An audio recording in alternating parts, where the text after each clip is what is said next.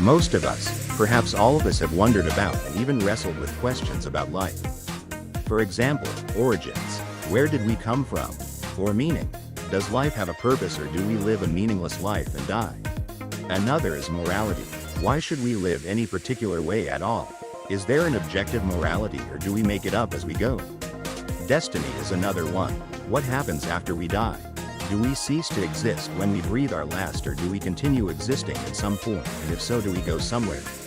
There are many religions and belief systems. What are the areas of agreement and disagreement? Welcome to our merry band at the Fellowship of the Book, as we ponder the big question.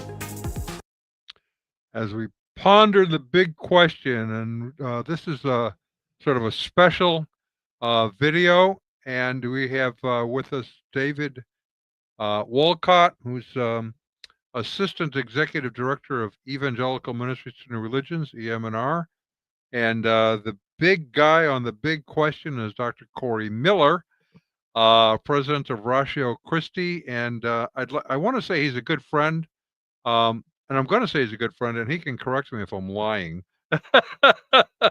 And we do have his book, which I'm going to. No, I'm not going to do it with that. I'm going to do it with this. Bring that up just so people can see it again. Okay. And there it is. Nope. Where is it? That's not it. There it is. The Progressive Miseducation of America. And it's a really important one, I think. We have done a interview on the book earlier, and you've been kind of making runs, haven't you, with this book? Yeah, I've had about 50 plus interviews on it and speaking around the country on campuses, churches, and conferences. So it's going well. Building some new partnerships, but it's extremely timely. I'll put it that way. The book was released on the birth date of Charlie Kirk's and of George Floyd's. So that sort of takes you in two different trajectories. Yeah. I was talking with David before we started, because he wants to lead off with something. But before we do that, I had mentioned that some years ago, I haven't done this recently, although I'm open to it, is I would have churches that would bring me in, like several churches would combine together and bring me in for 3 days, and we would just deal with worldviews, what they are. One of my points about that is most of us, our worldview is shaped by osmosis. It sort of just seeps into our brains from sources all around us. We don't even realize it. It comes from the movies we watch, the books we read, the radio we listen to, the peer group we're in. We just believe things because everyone around us believes them without having any filters to check it and say, is this true? So they would bring me in just to deal with their high school kids who were getting ready to go to college.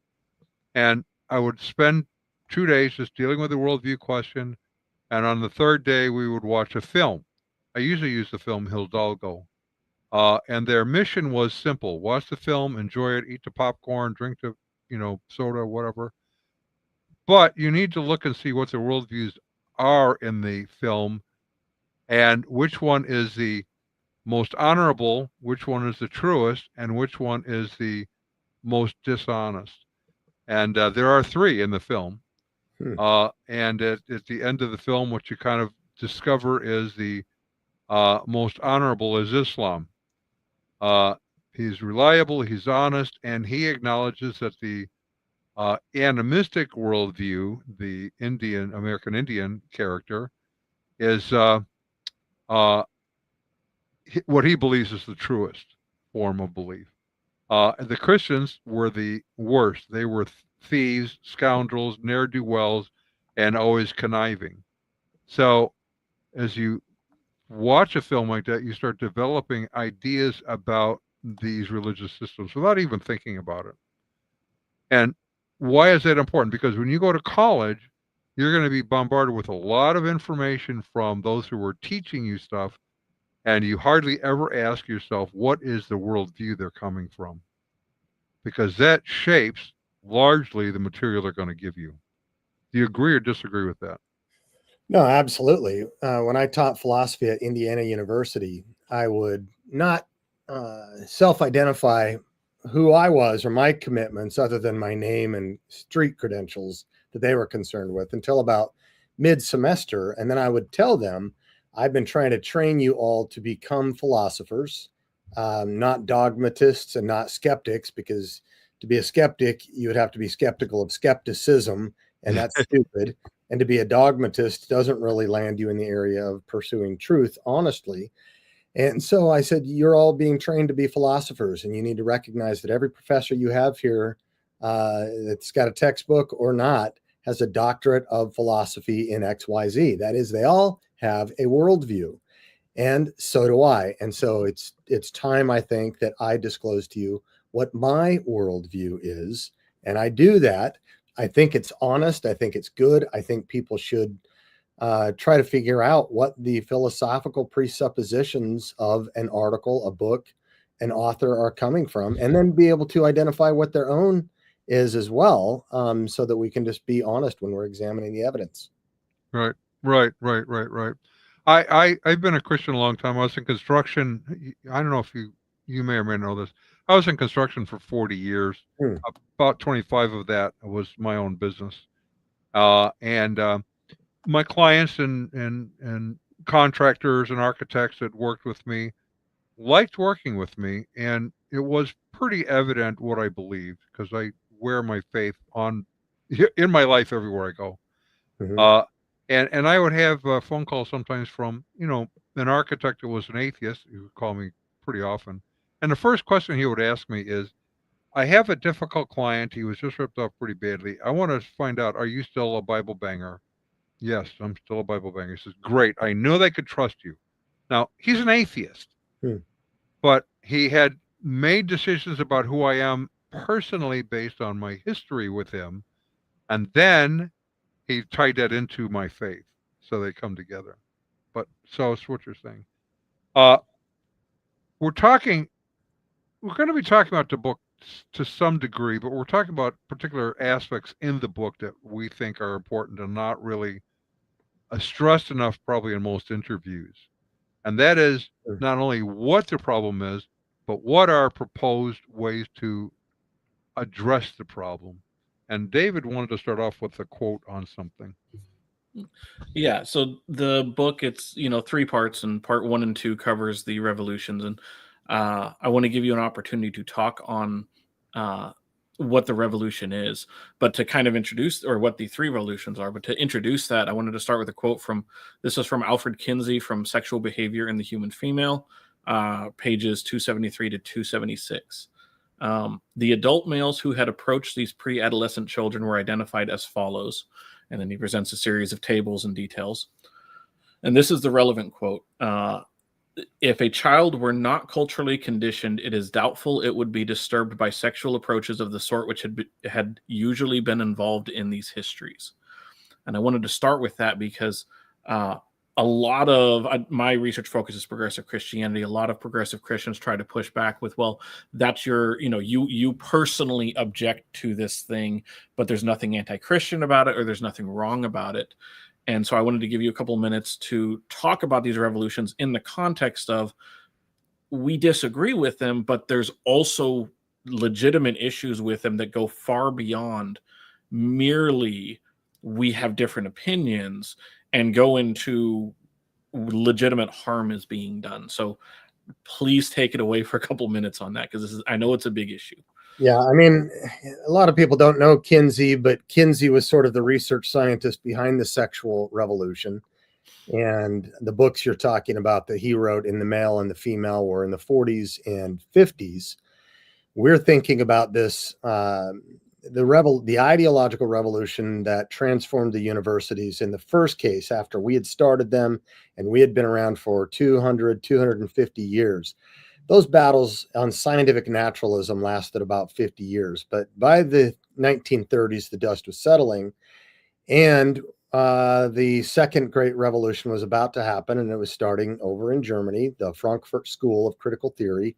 From that, we think about critical race theory, critical gender theory, critical pedagogy, critical queer theory, critical iceberg theory. If it's critical and it's not critical thinking, run, because it is Marxism plus whatever topic it's addressing. And so a lot of those founders in that school were Jewish, one, but they were neo-Marxists.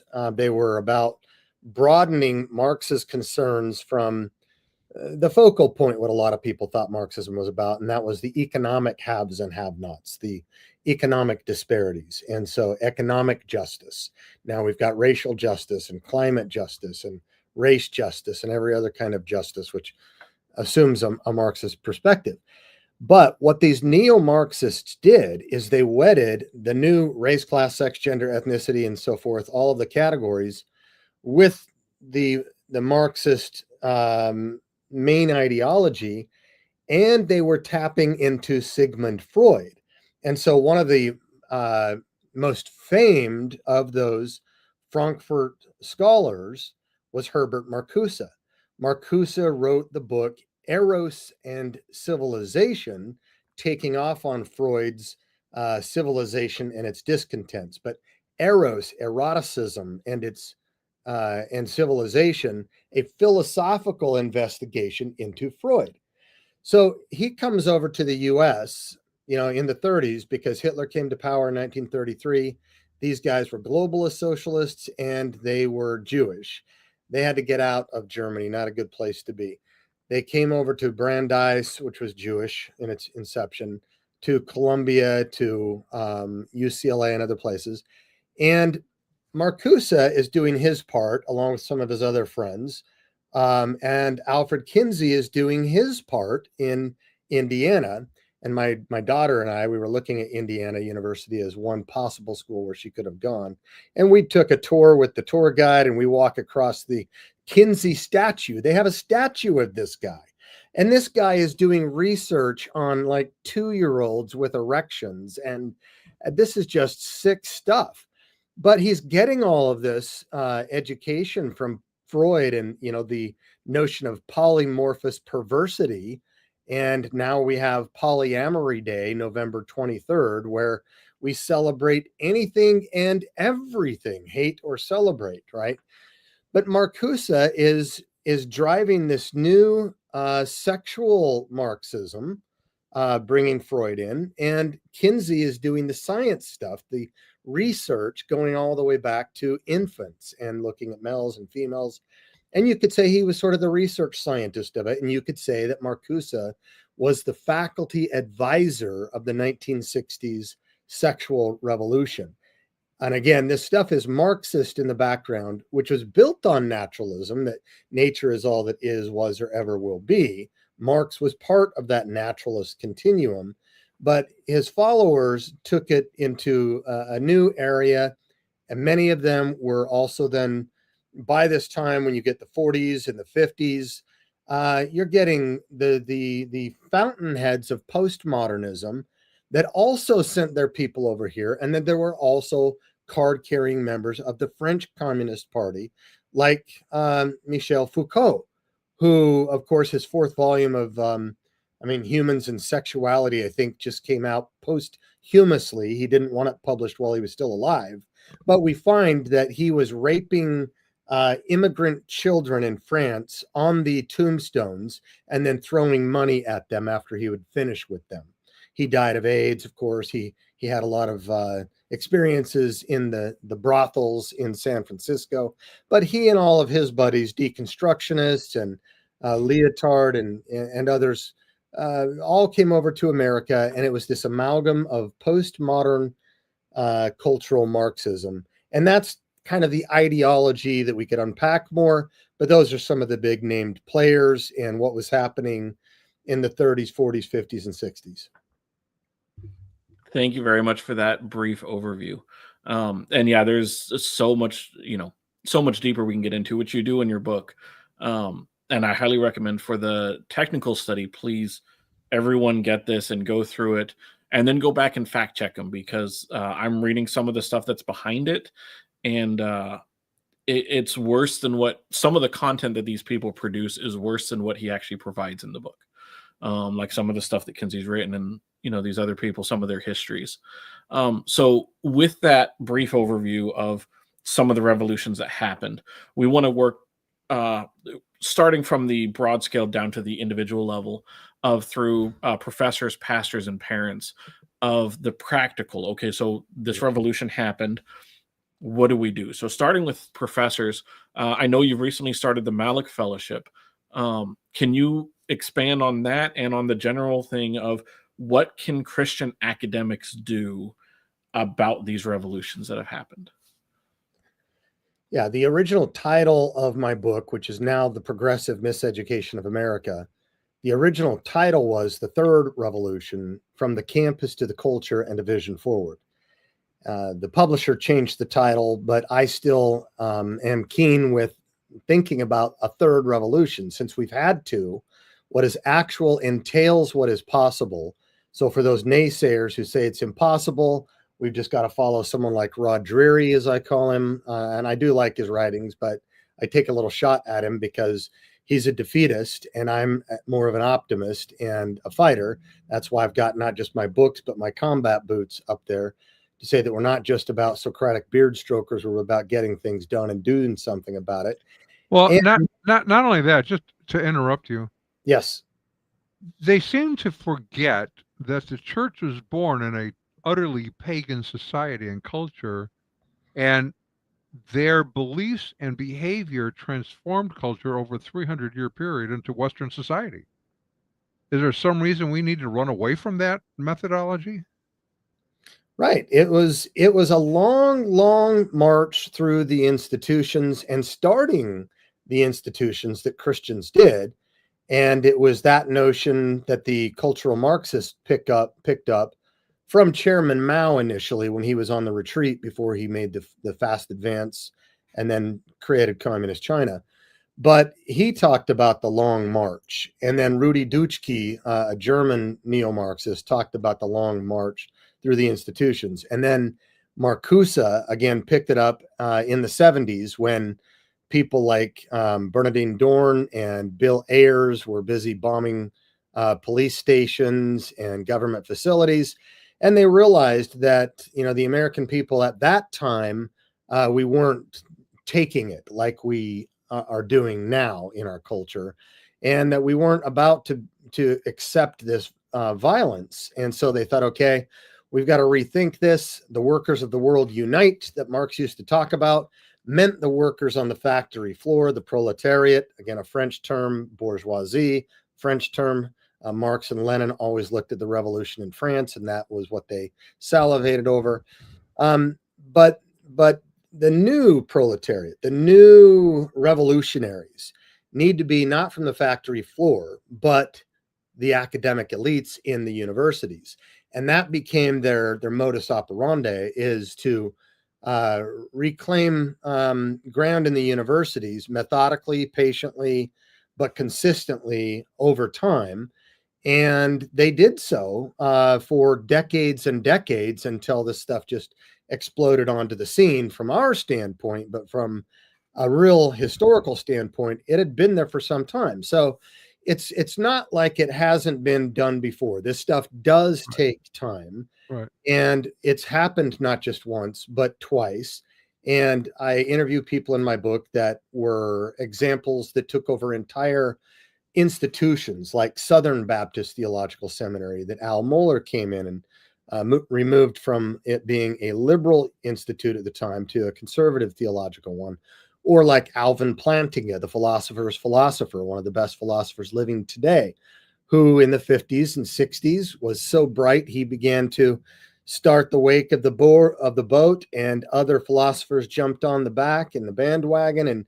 And before you know it, we've got all these Christian philosophical academic societies, and you get people in 2001, when I was transitioning from theology to philosophy, to go on into the secular universities and to get a PhD so that I could act like the Trojan horse getting into the city of Troy.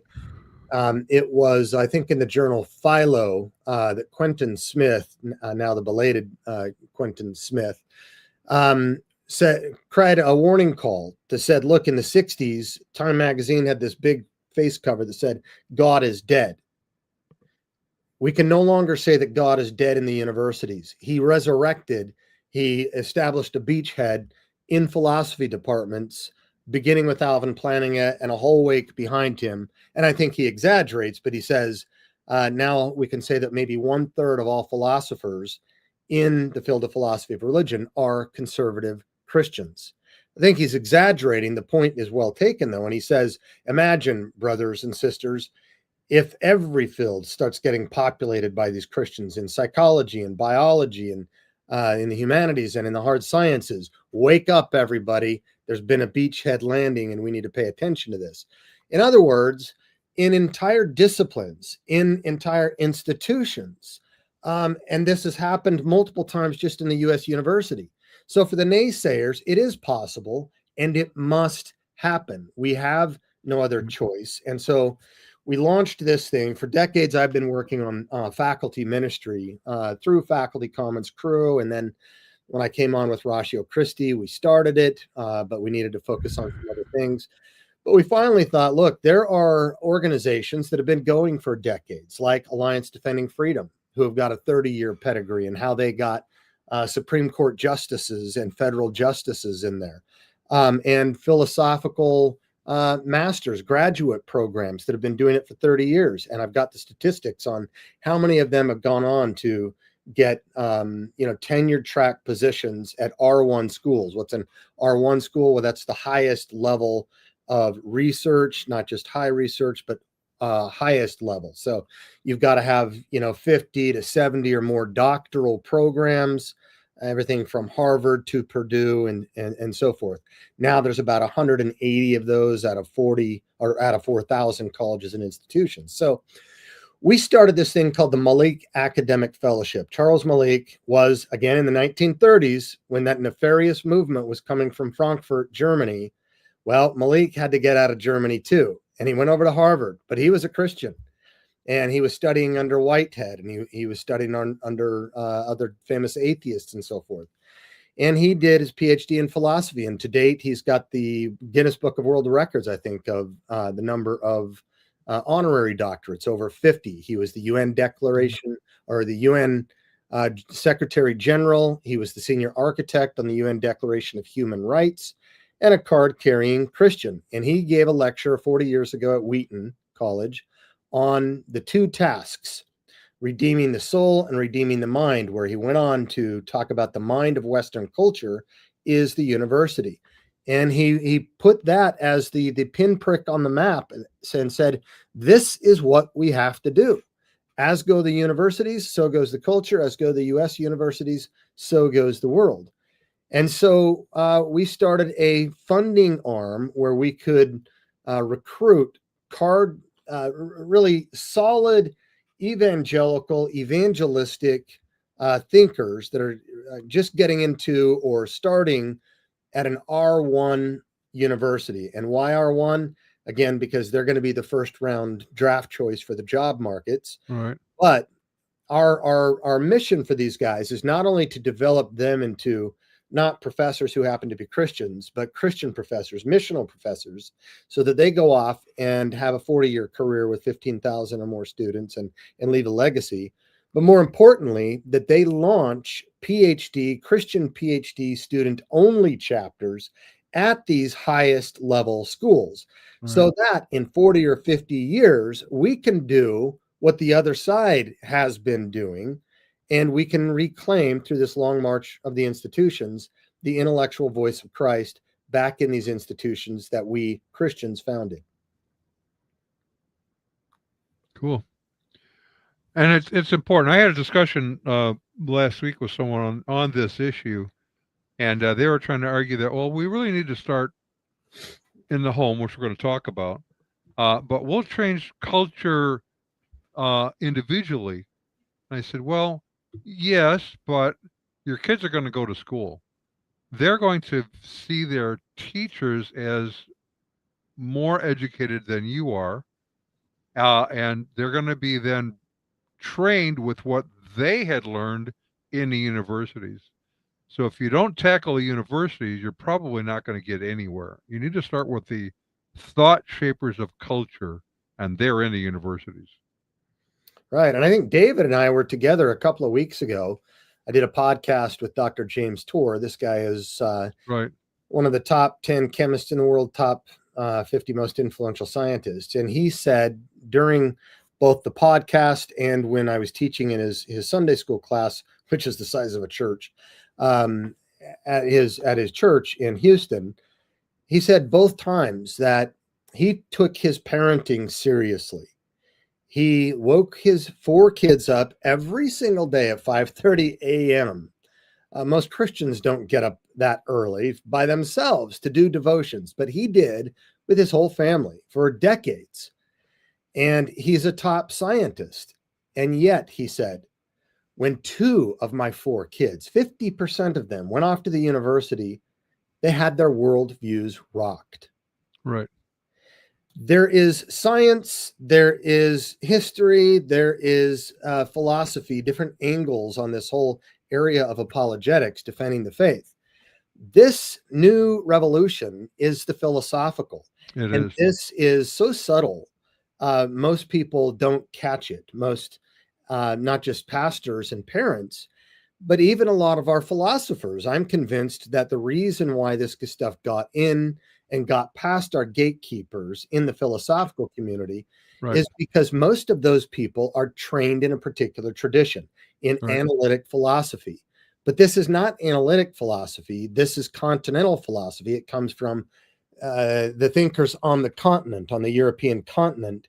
And a lot of us who are trained in analytical philosophy looked at that stuff and just thought, it's a waste of time. It's not even really doing true philosophy. They don't care about logic. They don't care about the pursuit of truth.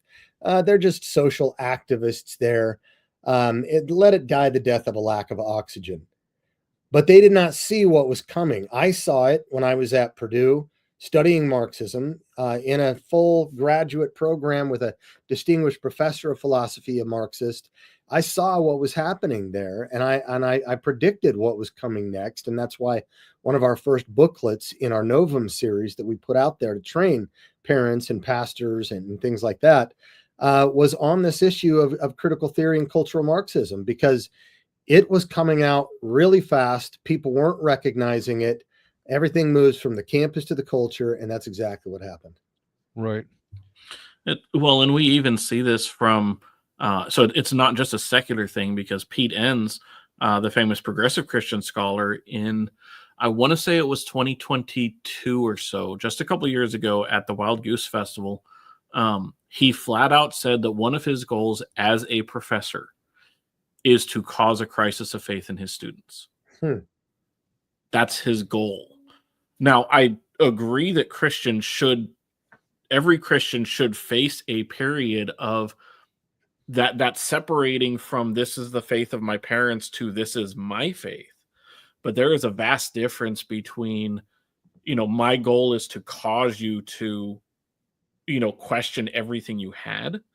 And my goal is to mature you into your own independent thinker who's not merely following in your parents' footsteps for the sake of following in them, but because they have chosen that path for themselves. So going on, well, first of all, do you have more you want to say about either the Malik Fellowship or professors? Well, and I think that Peter Enns also, I thought, give him 10 years and he's going to become Bart Ehrman. And as of 2020, the last time I checked, maybe he labels himself an agnostic Christian. I haven't seen the agnostic part, but with progressive Christianity embracing literal atheist leaders as Christian, I'm like, it would not surprise me in the least. Yeah. Well, for the Malik Academic Fellowship, if people are listening and either they know of quality PhD students who could be candidates for us, send them my way. If they know or have affluence themselves enough to help fund this, this is the top of the food chain, the professors. And I call it the 1040 window of the Western world. It is the greatest omission of the Great Commission if we miss discipling and reaching the professors.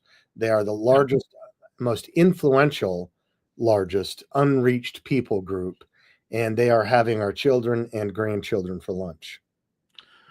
Yeah. Right. And not only, not only them at the university level, but their educational progeny, their offspring, who then goes on to high school, junior high school, etc., to carry on these same ideas that they learned at the university level. Yeah, there's so many people that say, well, I think we need to start earlier than college. And I say, well, great. Yes, we do need to do that too. But my daughter, she didn't choose IU. Thank God. I taught there. She chose Purdue, which is more commonsensical among public universities because, 1 out of 3 of their students are engineering students and the bridges still have to stay up. So 2 + 2 still equals 4 there. Right. And so you've got some common sense there. And yet, she's an elementary ed major. And I ask her each semester, to show me her syllabi for her courses that she's going to be teaching third graders.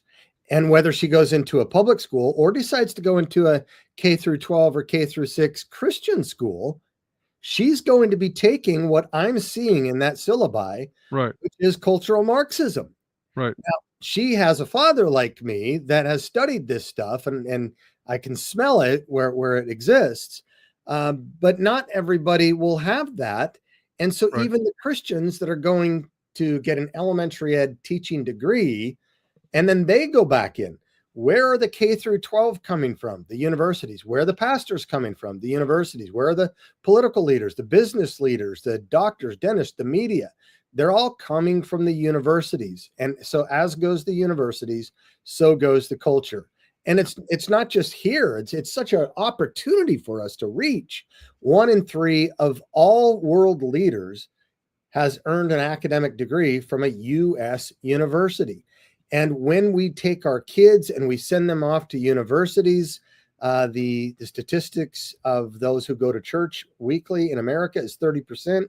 Almost weekly is 39%, but 39% of 18 to 24-year-olds are enrolled in college. And you go to church weekly and you get 52 sermons a year.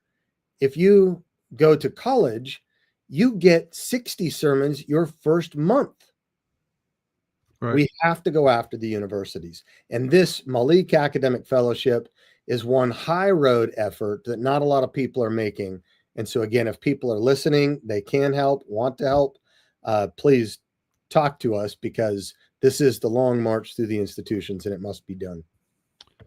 Okay, so university professors, very important. And that's your area of, that's what Ratio Christi does, is works at the universities. Yeah, the majority report of what we do is undergraduates, and we have a high school division as well. But yeah, we work at universities. Even our high school college prep is designed to prepare those who are getting ready to go off to the secular baptismal font, so that what doesn't happen is the parents and grandparents train their kids in the way they should go. And when they get older, they get conscripted to work for Bart Ehrman and Peter Enns and Alfred Kinsey. Right. Now, something that's close to my heart, and you and I have talked about this a lot in the past, are pastors. Sometimes pastors feel like we're sort of assaulting them because they're very, very busy, as you and I both know. You've been a pastor, I've been a pastor. You have a lot on your plate. You have a lot of people wanting your time, needing your time, whatever. But I believe, and David brought this up, he agrees, that the pastor needs to have or be developing an apologetics culture in the church. What would that look like, in your opinion? Most of them, and I know we've all talked about this, most pastors, I don't think, like apologetics, even though it's not only back in demand sociologically by our own Barna sociologists, but it's always been a command in 1 Peter 3:15. So you want to follow Jesus, you ought to obey Jesus' commands. Jesus said, if you love me, keep my commands. Well, it was a command that Peter gave, but Jesus authorized Peter. But something else Jesus addressed was that when someone asked him, teacher, what's the greatest command?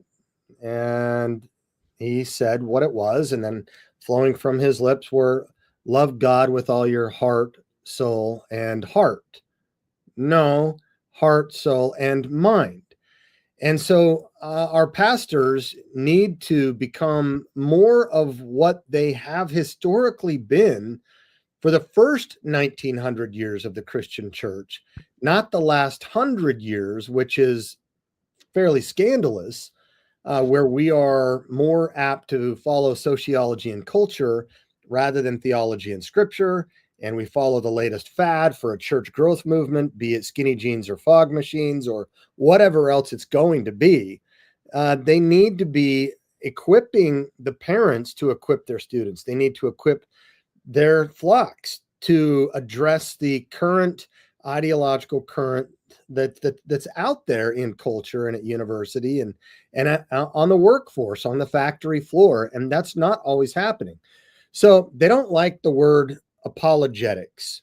We changed for rhetorical purposes many years ago our vision statement to address the pastors because we were feeling a sense of hostility by the university administrators who we constantly are having to give a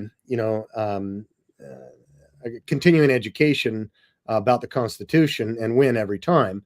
But now we find this hostility from many of the pastors, not hospitable, not kind of a hospitality in the churches, but a hostility toward Christian apologetics. And so we decided to call it like discipleship, right? We decided to change the title of our vision to Thoughtful Christianity, transforming lives on campus today, changing culture tomorrow, where the transformation is Romans 12, 1 and 2. After all the doctrine, he says, okay, what next? What do we do now about all of this stuff in Romans? And he talks about that being transformed by the renewing of your mind, following Jesus again, loving God with your mind.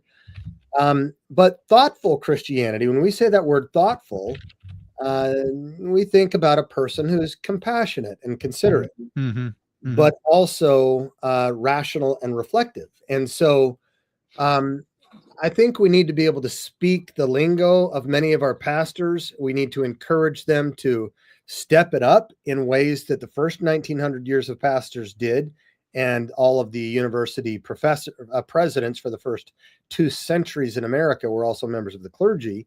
But we need to encourage them. It's a tough job. We need to encourage them to be the pastors, to be all they can be and must be in light of the culture. But in order to even gain a hearing with the pastors, we have to use a rhetoric that they're going to appreciate. And I think that's where we came along with thoughtful Christianity. We started talking about discipleship, evangelism, more relevant evangelism for our culture. So cultural evangelism, not even using the word cultural apologetics with them, but cultural evangelism, because otherwise you're not going to get a second date. And we do this stuff, right? If you go on a date, you want a second date, you at least wear deodorant. It's not denying that you don't have BO, but you want to cover over it so that you can get a second date. You go to an interview, a job interview, you don't wear your sweats. It doesn't deny that you do wear sweats, but you want a second interview. If you want to have for Christian apologetics or Christians who love to love God with their mind and not just their hands and their heart, they want to be fully devoted Christians, as Jesus said, then we need to think about not just rhetorical apologetics for non-believers, but we need to think about a rhetorical wordsmithing to be able to talk with our shepherds. Yeah, that's really important. One of the things that I generally try to do when I have young apologists kind of up and coming is to point out that apologetics has kind of a bad rap, and I think deservedly so, because apologists, we are high maintenance. We've been accused of being high maintenance, and that's true. We have red pencil personalities. No, that's wrong.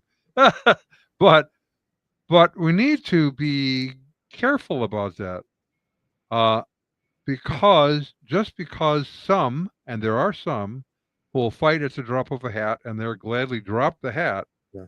that is not necessarily what we need to have. Thoughtful Christianity, we need to be able to ask good questions, talk about worldviews.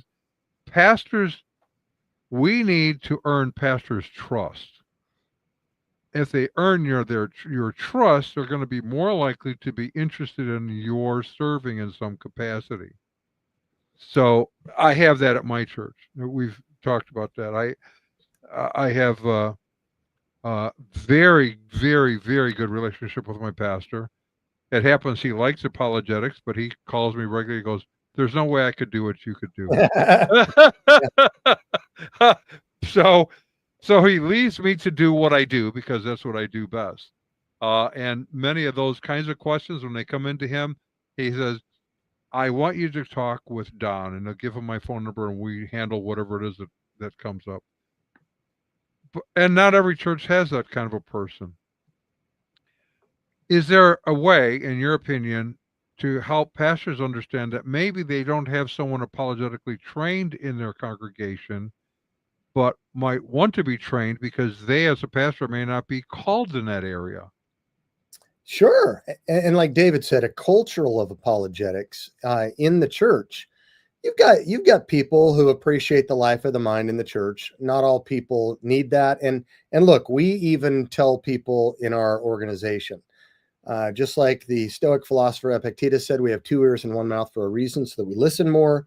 We need to listen and diagnose not just the culture of the sociology around us, but the culture of the psychology in individuals too. And if someone needs a hug, we give them a hug. If they need an argument, we are prepared to give them an argument. And so we know that this is happening in our culture. Our own sociologists are now telling us it's back in demand. And so, if people don't have time, and being a pastor is busy, being a parent's busy, you don't want to read a 500-page book like, say, that one on my shelf by Steve Myers, The Return of the God Hypothesis. Well, one of the things that Ratio Christi has done is to make this easy. And instead of reading 500 pages, why not start out with the booklet that we had him write for us, The Return of the God Hypothesis, which is only 25 pages. And we forced him to get his readability down to the 11th grade reading level. So we have professors over at Purdue who want to read this stuff. We have high schoolers that want to read this stuff. We have parents and pastors that can read this stuff. It's the reading level of the New American Standard Bible, the 11th grade reading level. And it's not just on the sciences. We have these color-coded. If you want them on the Bible, lost in translation, how do we know they're reliable? If you want them on the cultural issues like transgenderism, the author being formerly trans herself and did a PhD on it and gave us her 200-page book in 25 pages. Or what about capitalism and communism, right? Written by an economist and one of our faculty advisors. I mean, this stuff, last week, the Congress voted on whether or not to condemn socialism. And in the Democratic Party, only 40% could do so. 60% refused to condemn it. Right. And then a month ago, the Gallup poll that's been tracking this for 15 or 20 years showed that 66% of those who self-identify as Democrats embrace socialism more than capitalism. Right. So if you don't think this is an issue out there, look again. And then, what about the God in the Bible? Is he evil? What about genocide and slavery in the Bible and things like that? So we've got all these things color-coded. There's no excuse. And we've gone beyond this now too. These are the 25-page versions of the 500 pagers. And if people want more, the authors in the back give you the 500 pagers. But now we even have 8 pagers on the top 6 issues. So who can't read 8 pages? Right. So you need to equip your people. Right. I have never done any actual surveys. I just have anecdotal evidence, but it seems to me that when I do speak in churches that are just sort of being introduced to this, easily 10% of the people come up to me and they'll say, I need to learn about this. I'm fascinated by this. I never even knew this existed before. So you have people who already would be interested if they even knew about this. I'm Is- sorry. Your viewers are not going to like that sunshine. Oh, you had good light on the subject. I noticed that.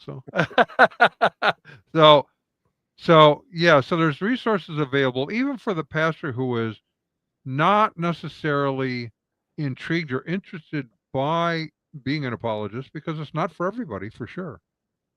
But to help their people understand that there are resources if you're interested where you can learn this, and thereby you have someone else developed in the church that's going to volunteer to do ministry in your church in this area, who may not get involved with anything else. Right. Every church should have someone that's addressing these issues. At least one person. At least one person. Yeah. Well, and if we just look at statistics, average congregation size, if we look at a minimum of 100 people, if 1 or 2% of the church have an interest in this, you've got 1 or 2 people in every single church, just statistically speaking, that would want to do this.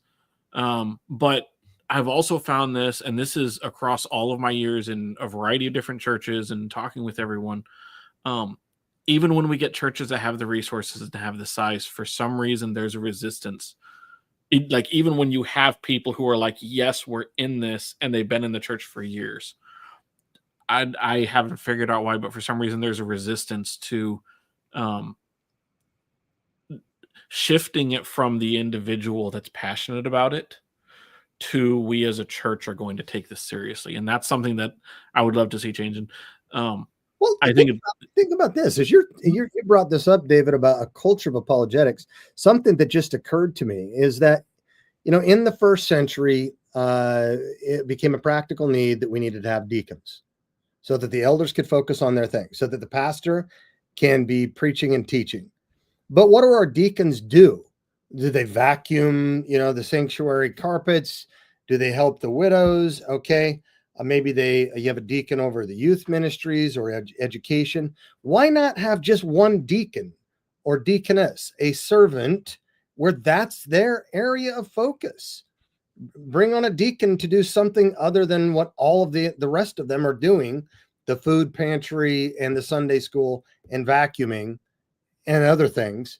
Why not add one deacon? Why not one person? Mm-hmm. So it doesn't have to be, we are the apologetics church. No, it's that we're concerned that our church loves God with our mind because Jesus said so.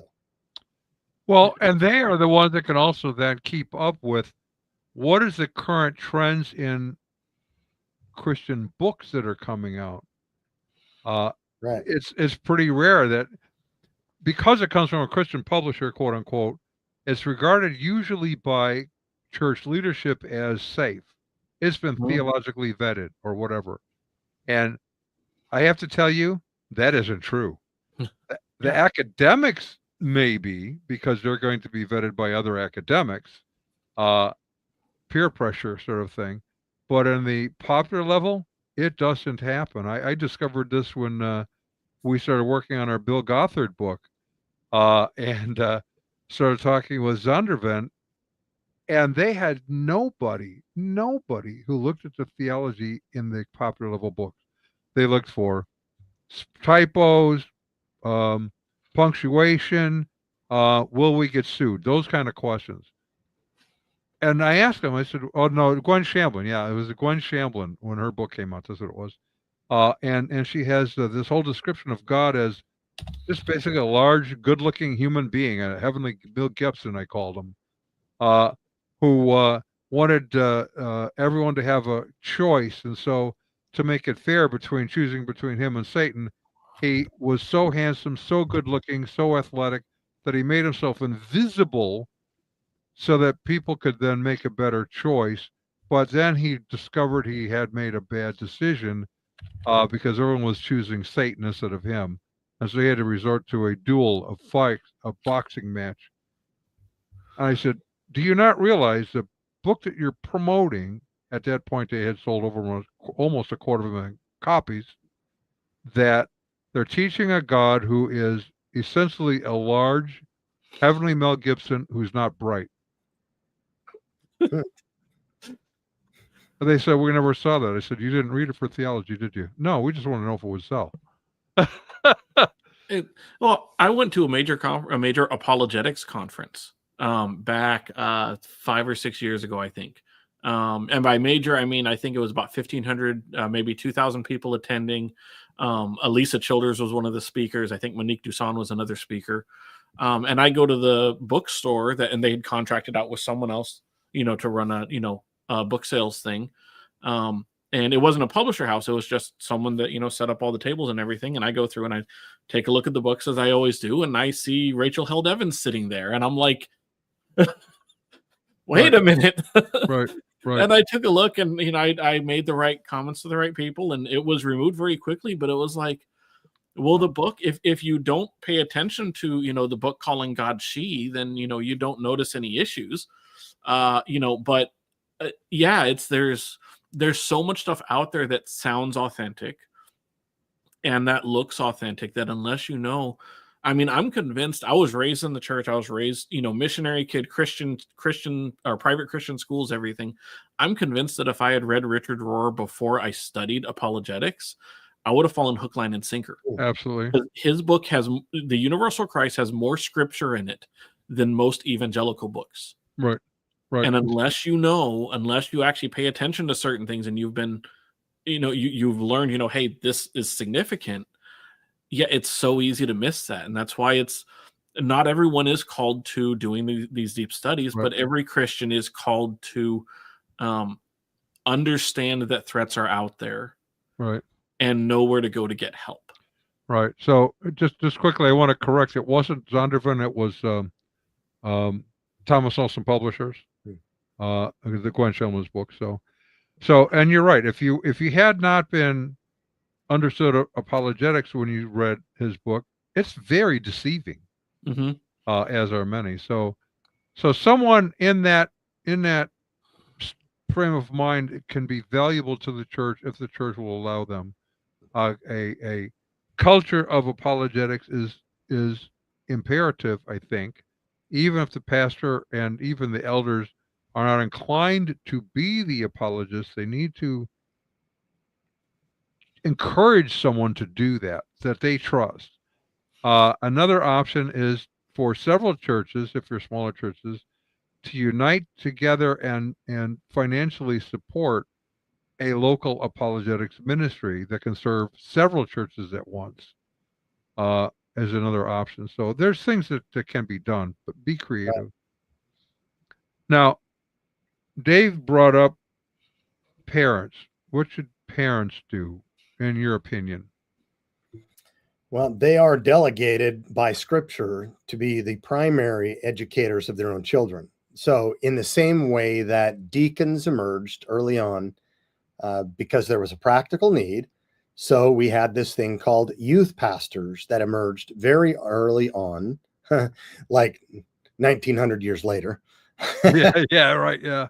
For a practical need. And that was America was becoming increasingly post-Christian. And we had many many kids that had parents that weren't Christ followers anymore. And we had our Christian kids who may befriend them. And we thought, let's make these things called youth groups and let's hire a youth pastor. And that moved from focusing on outreach for those non-Christian kids to now in-reach to our own Christian kids. And then after a while, the parents both just thought, well, why don't we just have the youth pastor raise our kid until he's 18 years old, and then we just pay for his college? Not really, but that practically what's been happening. And whether it's driven by feminist ideology, whether it's driven by economic disparity, whatever the reasons are, both parents are now working full-time in probably most homes if they're married. And you want to make ends meet, but then you're exhausted by the time you get home. You cook dinner, you want to, relax a little bit, go to bed and do the same rat race all over again. And so having a youth pastor has been so convenient, it's led to our destruction. Yeah. Because the parents no longer disciple their kids. And I talk with professors. I've got, several stories. Well, not just professors. I've talked with other people in campus ministry that have come back to me later than they wanted to and said, don't ever make my mistake. What was that? I was so busy discipling other people's kids that I forgot to disciple my own. And now they've all gone off and none of them are following Christ. So whatever the case is, your parenting delegation, your charge by God is to raise up godly offspring. Yes. And Right. that means you need to be the ones to understand the Bible and the culture around you so that you can protect them, and not just protect them for survival, but to cultivate them. That talk about an apologetics culture in the church. How about in the home?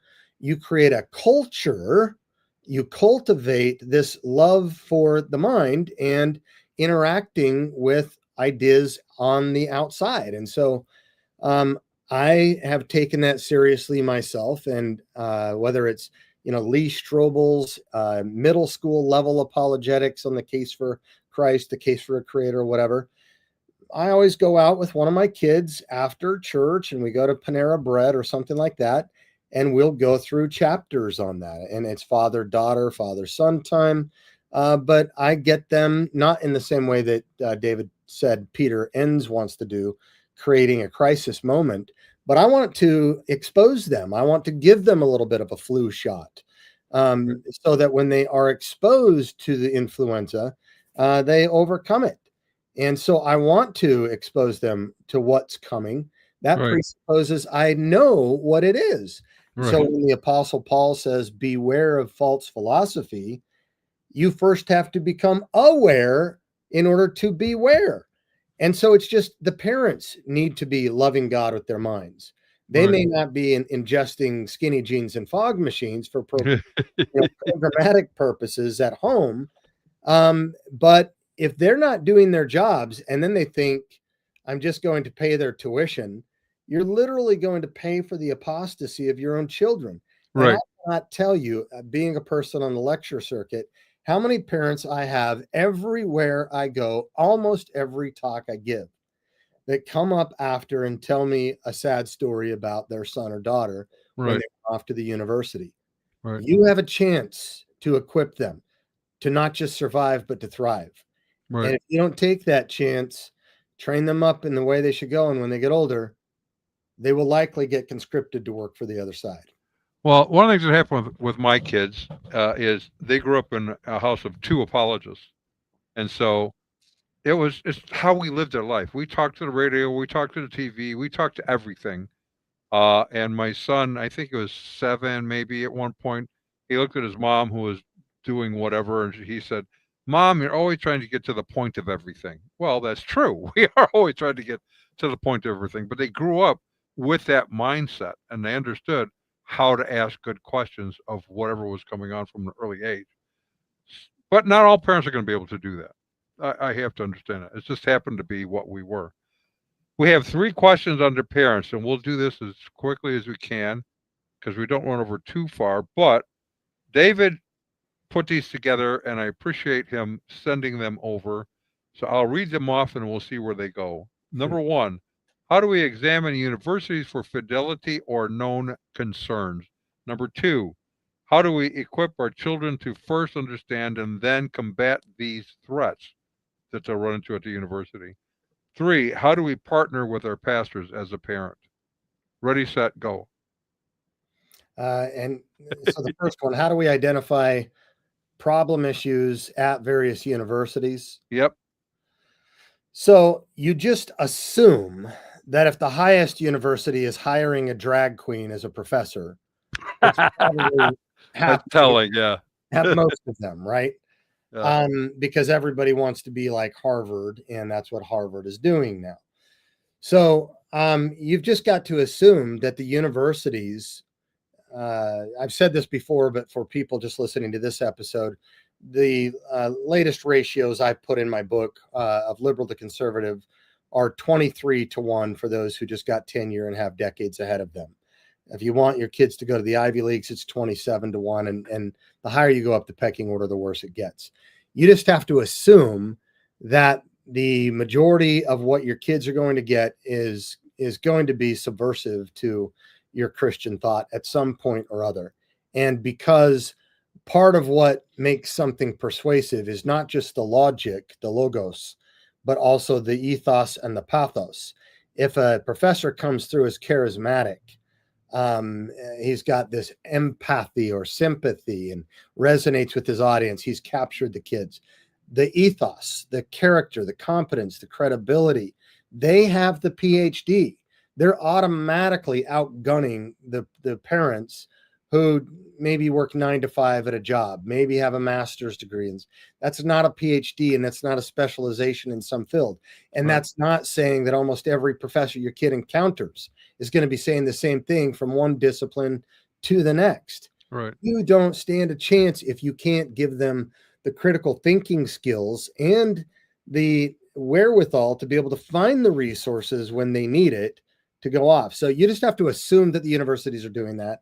And sadly, you have to assume that most Christian universities are now doing some of the same. And I can name names, do so a little bit in the book, but it's much easier not to sit here all day and name all the Christian universities. It's much easier just to name the 2 or 3 in They're all good. of American Christian universities that are squeaky clean and don't have any of this Marxism stuff going on, critical race theory, LGBT stuff.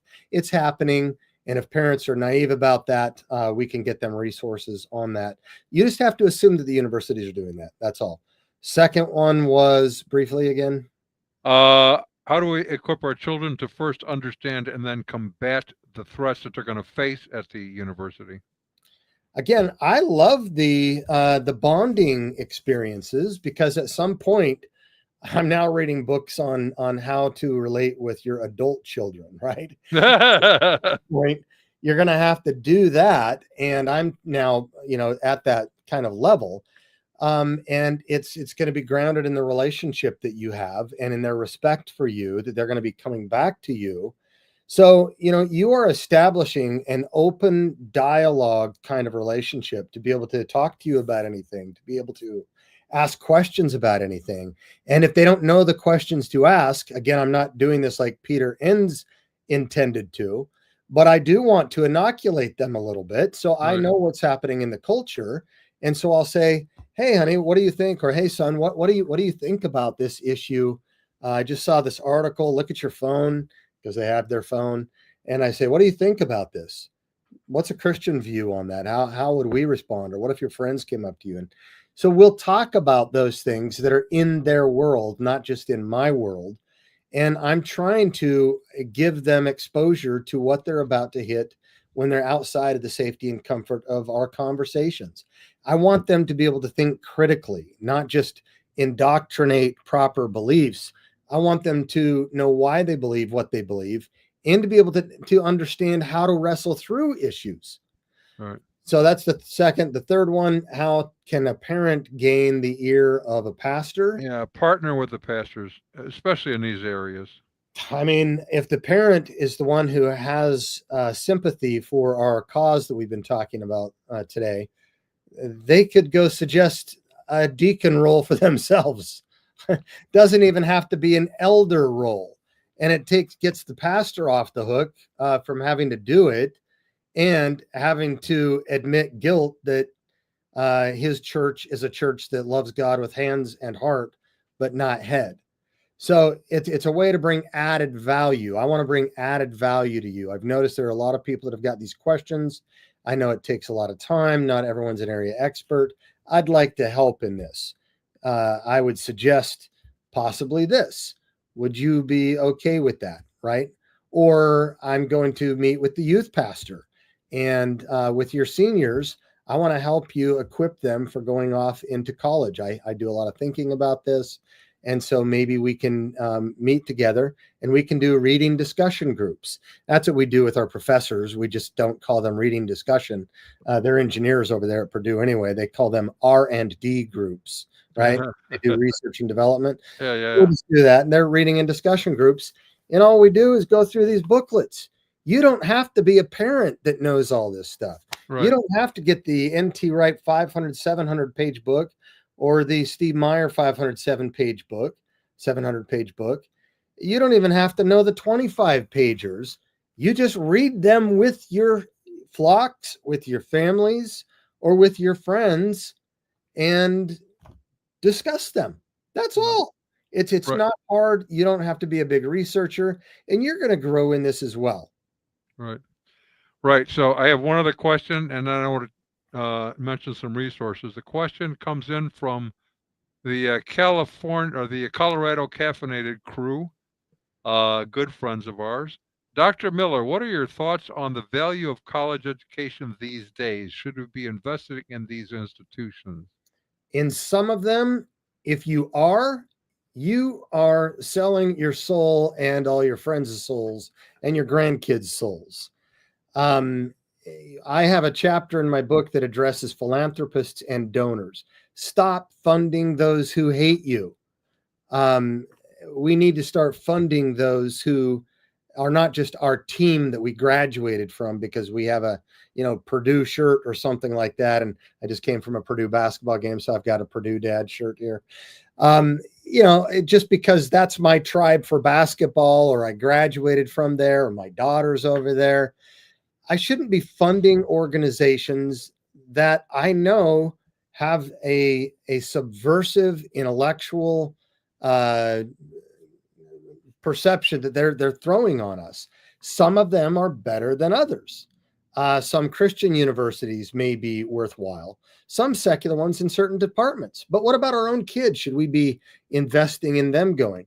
Look, if it's women's studies, absolutely not.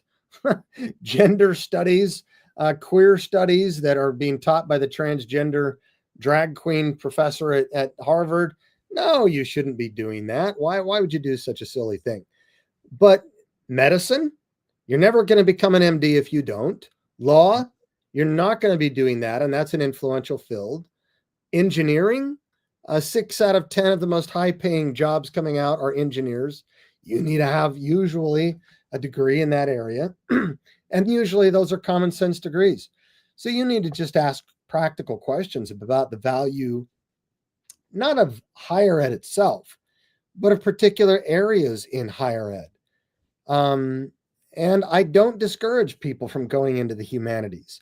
I want our people to go back in there and to get PhDs and to take back the universities. Right. That is a long road to do so. And there is risk. There is risk of not getting jobs as well. So are they a good investment? That's going to be a case by case basis and a situational basis. But there are certain degrees, certain universities, certain pathways, absolutely not. There is a lot of room now for people keeping their kids sane from these crazy places, Right. especially in the humanities and social sciences, and having them go off and get trade work now. But the church needs to prepare for what's coming out, and that is we are looking at the demographic feminization of the universities. Right. So that more females are enrolled in college, are enrolled in graduate school, are enrolled in PhD programs, dominate the assistant professor landscape, and within 10 years will dominate the entire professor landscape.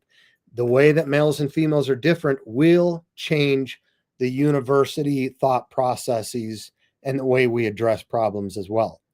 And to the degree that coming out with a degree or a higher degree corresponds to a higher wage, if that continues to happen, we will inevitably face the issue, even within Christian couples, that the woman is going to be the breadwinner.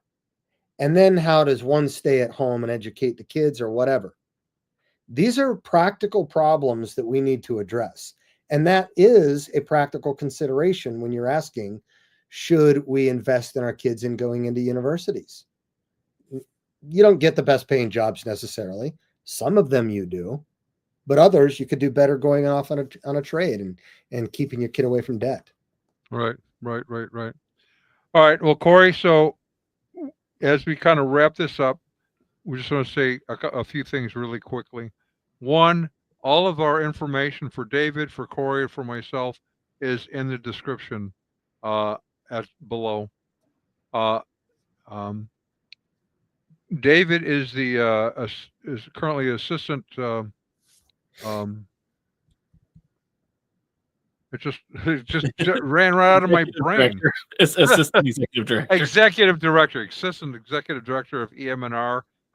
You can contact him. There's a number of organizations that would be glad to serve you and your church, and they're listed on the website emnr.org. You can contact me. I'm the current president of EMNR. I'm also president of Midwest Christian Outreach Inc., which is a mission to cults and non-Christian religions. And maybe some of the universities are cults, so that might fit in there too. But so you can contact us for information. We would like to help families and churches to the best of our ability. Corey Miller, Ratio Christi. Corey, what is the website for Ratio Christi? It's also listed, but what is it? It's like mathematical ratio Christi, Christ with an I.org. RatioChristi.org. If you want to look at the book, you can just go to ratio.link/PMA for Progressive Miseducation America. Ratio.link/PMA. You can invite me to come speak to your campus, your church, your conference. You can look at our booklets from there. You can navigate to our full website from there as well. Absolutely. And Jen R56 adds in, we need plumbers, electricians, and carpenters and other tradespeople. It is a fine profession. I was in construction for 40 years, and I did just fine there. So, all right, great. You guys, thank you for being with us. For those who are watching, if you need anything, contact us. We want to serve you well. Say goodnight, guys. Thanks, gentlemen.